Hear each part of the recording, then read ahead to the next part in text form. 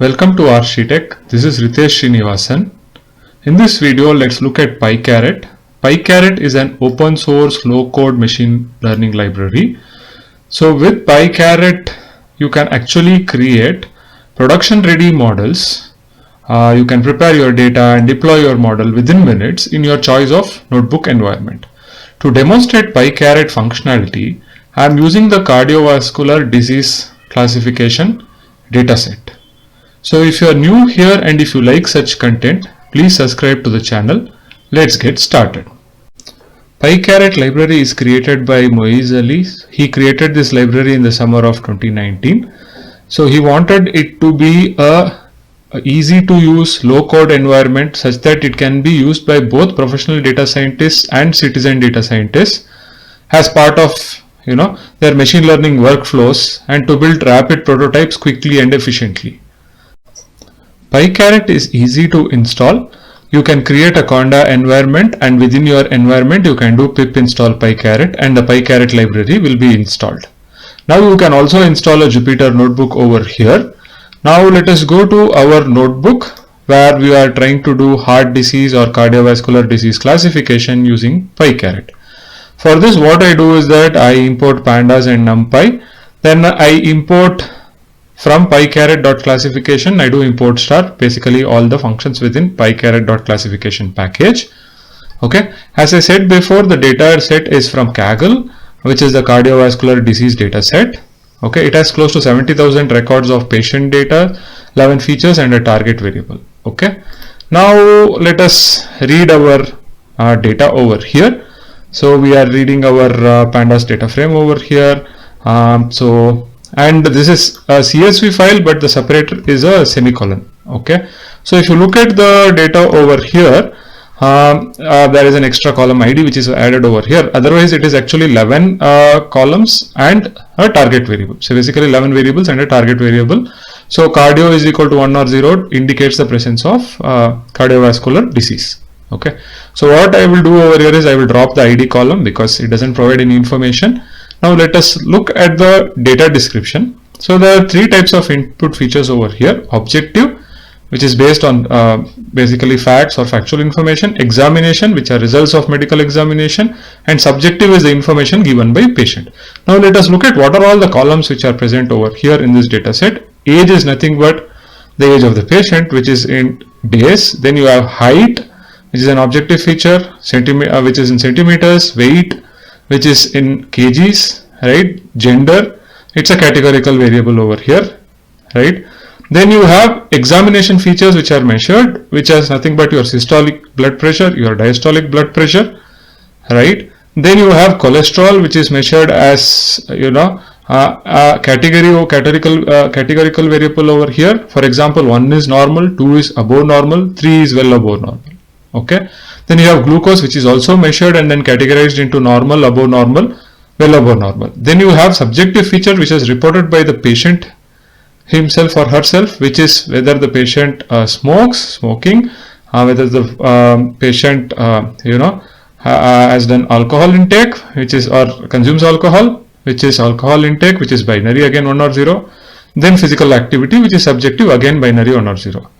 Right, these are patient reported subjective features. And then you have the presence or absence of a cardiovascular disease, which is your target variable, which is again binary 1 or 0 cardio. Right, so here you have other variable names as well. So glucose is gluc, cholesterol is cholesterol, then systolic blood pressure is AP high and diastolic blood pressure is AP low. Okay, so these are the columns over here in this data set. Fine. Now let's start our creation of our model. Okay, so for this what we do first is that we split this data into seen data and unseen data. I want some data to be actually used for validation once the models have been developed. Okay, so that is the unseen data over here. So I use 70% of this data. So we have 70,000 records. So out of which I use 49,000 for building the model, and this is like a holdout sample or the validation sample of 21,000, which I'll be using later for validating my model on unseen data. So this is the unseen data, right? If you look at the distribution in the training data of our target variable, which is cardio, means presence of heart disease or not, right? So you see it is a well balanced data set. More or less the number of patients having cardiovascular disease is equal to the number of patients not having cardiovascular disease. So 1 means cardiovascular disease is present, 0 means it is absent. Okay. So now this is where the magic of PyCaret starts. So it starts by setting up a pipeline for pre-processing of data or for classification.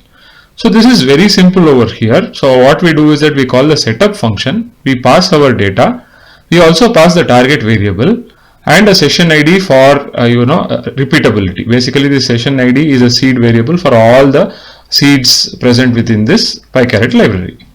Okay, now let us do the setup.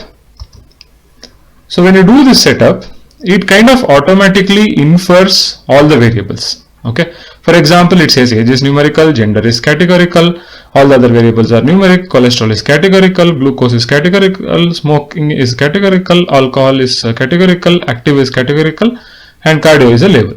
So now you can actually say yes basically over here, or just type enter, right? So if you type enter now, what it does is that it does some pre-processing on this data.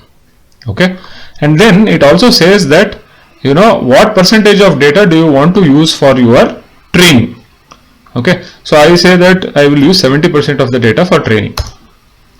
Okay, so then you see that it is actually now, right, from your original data, 70% of the data it is used for training, right, rest 30% for testing.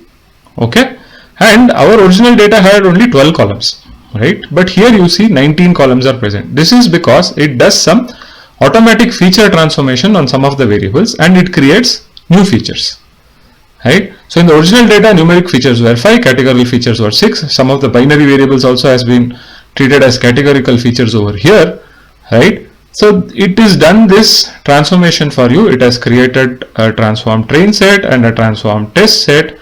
And another interesting part of this data pre-processing pipeline is that it also has imputation for missing data. It also has PCA method for transformation. It has, if your data has multicollinearity, it has ways to remove it, right? It also has how can you select feature selections based on features based on certain thresholds. Like if your data is imbalanced, what to do, right? It also has methods to do this imbalanced data, fixing imbalanced data, right? So now if you go to this documentation of this particular function for classification setup over here, you have a description of all these various options. So you can do what kind of stratification needs to be done. Is it like k-fold or cross validation? Is it k-fold cross validation or is it stratified k-fold, right? And then how is the data split, whether it needs to be shuffled, do we need to fix the imbalance in the data? If you are fixing, then it uses SMOT method, right? You can do feature selection, thresholds are present over here. So it gives you a lot of options and it kind of pre-processes the data. It sets up the pre-processing pipeline for classification. And all of this is just one line or one line code over here. It is as easy as that to actually pre-process your data using PyCaret. Okay, so now we have set up the classification pipeline. The next step is to actually perform our classification. So this is as simple as if you do this compare models, here I am selecting the top 5 models, it will actually return the models which have been developed on this data. Okay, by default it uses 10-fold cross validation, and let me run this. So if you see, it is actually started fitting models. So first it fits the logistic regression model, basically the logistic regression algorithm. Then it does k neighbors classifier, then naive Bayes, right? Then you have decision tree classifier, SVM linear kernel, right? So on, it will actually fit different types of classification algorithms on this data, and it will also report their metrics over here. So for example, here the models are sorted using accuracy as a metric over here. but you also have other metrics printed like area under curve, recall, precision, F1, kappa, MCC, and the total time taken for developing this model on this data. This is using again tenfold cross validation over here. In 8 minutes, using this compare models function in PyCaret, I could run 15 algorithms, classification algorithms on my data with tenfold cross validation to obtain various metrics or trained models on my training data.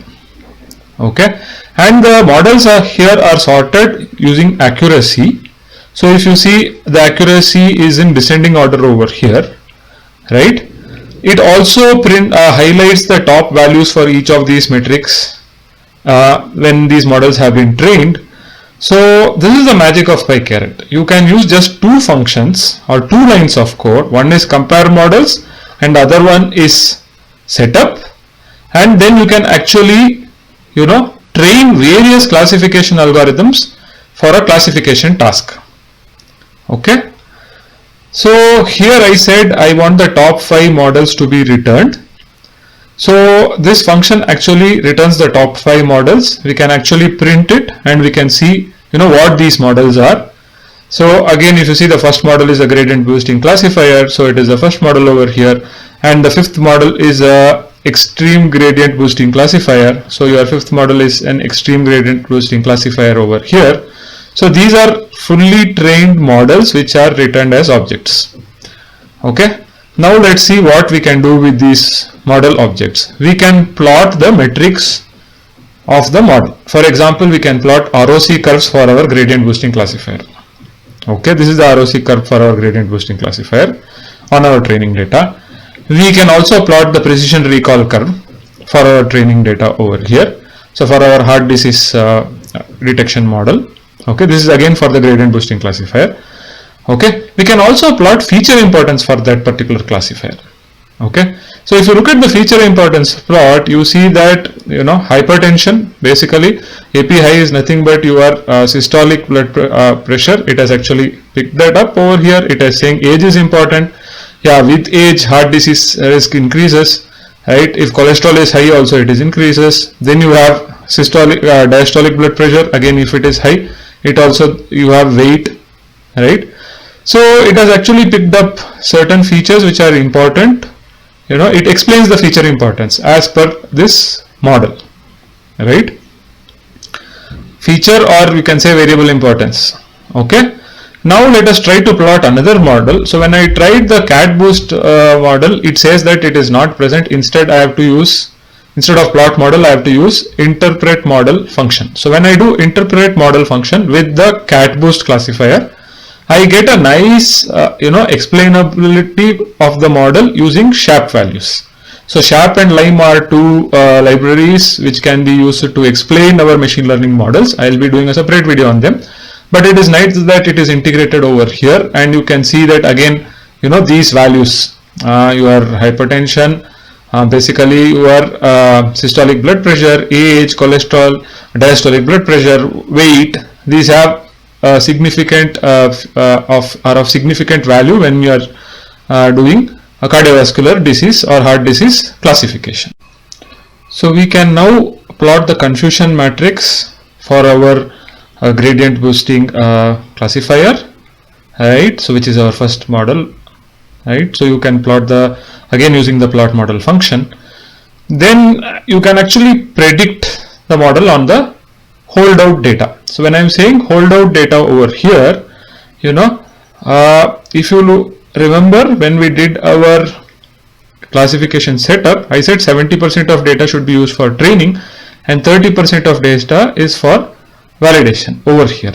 This is different from unseen data. This is in the seen data, right?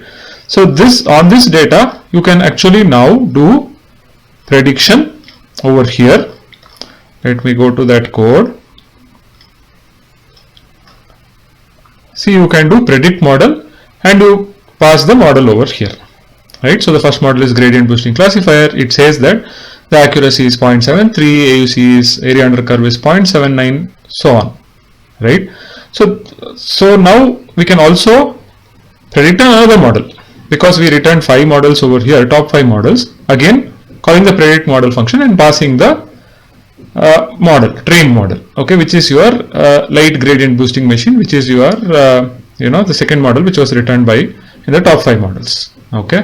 So in this way you can predict and you can get the results on the validation data, okay. Similarly, you can predict on the unseen data. So if you remember, we had in the beginning we had 30% of our data is unseen data. So on that unseen data, you have to just call predict model and you have to pass your train model. If you see internally, what it has done is that it has done all the feature transformation on this data, and then it is actually able to predict over here. And if you see the predictions, it kind of predicts almost correctly over here. So it had around 70% as our this thing, right? 73% as our accuracy over here. So it is able to predict on unseen data also. So once it is being predicted, you can actually, once you have done these experiments, you can select a model and then you can finalize the model. And what it does in the finalization process is that it will actually train the model on the entire training data set. When I am saying the entire training data set, in our case, you have the unseen data and you have your training data. In the previous case, the training data was split into 70-30, and then on the 70% of data you did 10-fold cross validation and developed the models, and you tested it on the 30% of data.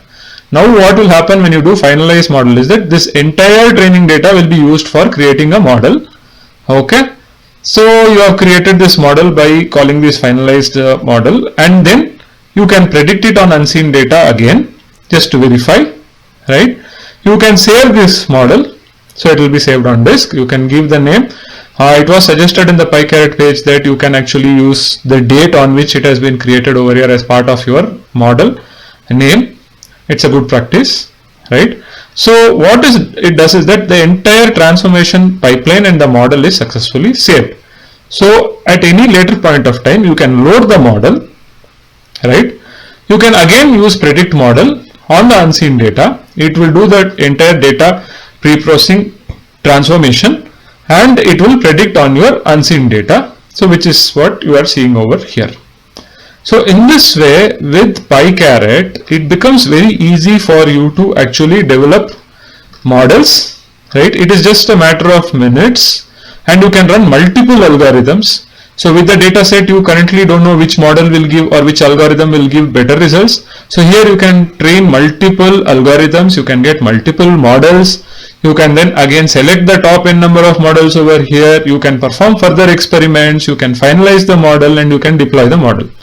So PyCaret library, with PyCaret library, it becomes very easy for you to actually develop machine learning models on your data, including pre-processing and feature transformation on your data in a matter of minutes.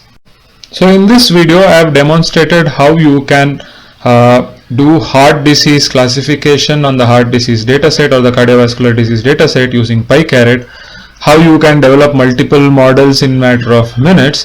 For further details on PyCaret, you can actually visit the PyCaret website. I have just covered the classification module, not incomplete again, but there are also other modules like regression, clustering, anomaly detection, natural language processing and association rules mining. So you can check out this website to learn more about PyCaret. If you like such videos, please subscribe to the channel. Please share the video, please like the video. Also provide me feedback if you did not like the video. See you in the next video. Bye for now.